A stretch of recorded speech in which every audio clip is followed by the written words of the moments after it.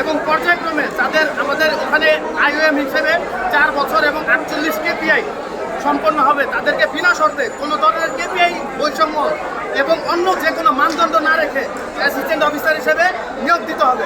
Call centre থেকে নিয়োগকৃত কর্মী এবং সরাসরি ব্যাংক কর্তৃক নিয়োগকৃত কর্মীর মধ্যে শিক্ষানবিশ সময়কালে বেতন বা শিক্ষানবিশ সময়ে শেষে পদোন্নতি নিয়ে কোনো ধরনের বৈষম্য রাখা যাবে না। আমাদের দফা 2, কল সেন্টারের তৃতীয় পক্ষ নিয়োগকৃত customer service executive Dutch Bangla bank পিএলসির মানব সম্পদ বিভাগের এইচআর-এর অধীনে সংযুক্ত করতে হবে। কোনো অবস্থাতে তৃতীয় পক্ষের কোনো কাস্টমার সার্ভিস এক্সিকিউটিভ রাখা যাবে না। পাশাপাশি বাংলাদেশ ব্যাংকের নীতিমালা অনুযায়ী অবশ্যই যৌক্তিক এবং যুগোপযোগী বেতন ধার্য করতে হবে। এক্ষেত্রে কোনো ধরনের বেতন বৈষম্য রাখা যাবে না। একই সাথে মূল বেতন, স্যালারি বৃদ্ধি, বাৎসরিক ছুটি, নৈমিত্তিক ছুটি, অসুস্থতাজনিত ছুটি, অন্যান্য সকল ব্যাংকিং সুবিধা নিশ্চিত করতে হবে। আমরা এই দাবি নিয়ে অলরেডি আমাদের কল সেন্টারের কর্মবিরতিতে আছি।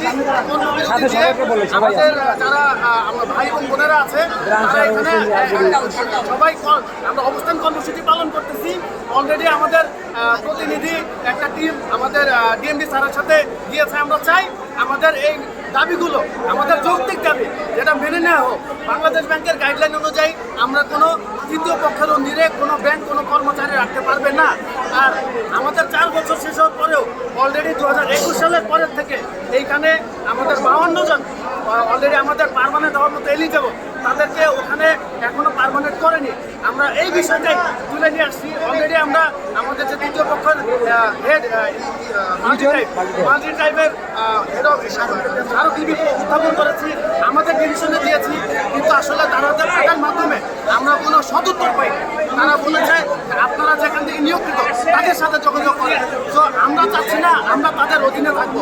আমরা কাজ করছি ডাচ বাংলা ব্যাংকের অধীনে, ডাচ বাংলা ব্যাংকের এইচআর-এর অধীনে আমাদের নিয়োগ দিতে হবে। অন্যান্য যে ব্যাংকিং সকল অন্যান্য আদার ব্যাংকগুলো যে সকল সুবিধা দিচ্ছে আমাদেরও ওই একই দাবি দিয়ে আমরা এখানে অবস্থান ছিল এবং এটা আমাদের চলমান প্রক্রিয়া ছিল। এটাকেই তারা তাদের মন মতো মানদণ্ড দিয়ে বন্ধ করে নিচ্ছে। অলরেডি এটার জন্য আমাদের ভাই ব্রাদার এমনও রয়েছে 8 বছর 7 বছর ধরে কল ধরতেছে। একটা মানুষ 8 বছর 7 বছর ধরে তাদের চাকরির বয়সও শেষ হয়ে যাচ্ছে, তারা অন্য জায়গায় শিফট করতে পারছে না। আমরা সব কিছু বিষয় অনেকভাবে তাদেরকে মৌখিকভাবে জানানো হয়েছে, কিন্তু মৌখিকভাবেও তারা এটা মানেনি। তারপর আমরা অলরেডি এই জন্য আমরা লিখিতভাবে দিয়েছি, এরপরেও তারা বলেছে যে মানবে। যেহেতু অলরেডি এমডি স্যার দেশে আছে, এমডি স্যার আজকে এসেছে, আমরা এমডি স্যার বরাবর এটা এবং দাবি না মানা পর্যন্ত আমরা চাই যে আমরা কর্মবিরতি ঘোষণা করছি। ধন্যবাদ।